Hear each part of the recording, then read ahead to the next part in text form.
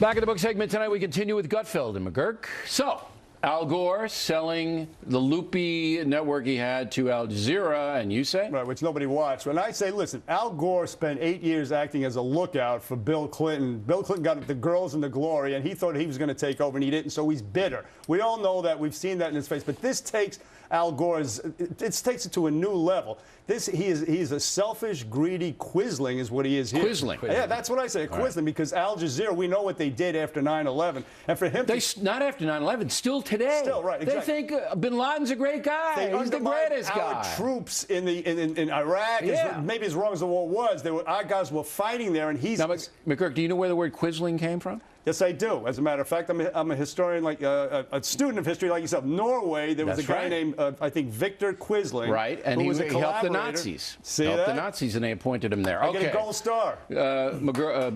Gutfeld's bored with this conversation, no. so Al Gore. One concern I have is what happens to the current talent. They're like the Star Wars bar, but only uglier. I worry about them. Where are they going to find work? They're going to be given burqas, and they're going to go over to Al Jazeera. That's what I heard. Can't you see Joy Behar with the thing up to her, over her mouth like this? Just the eyes. That's all you're going to see. There is a silver lining, right, to everything. What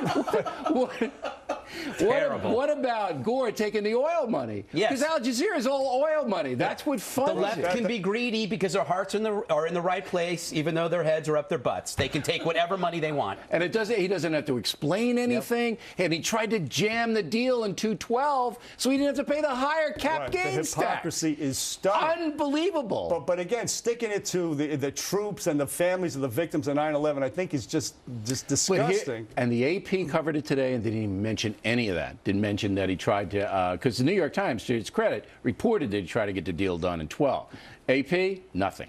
All right, Marilyn Monroe, Gutfeld, you remember her? Yes, I do. You were just a little She was in Laverne and Shirley, I believe, correct? Yeah. Yes. And the FBI, apparently, new files show, is investigating her. Why?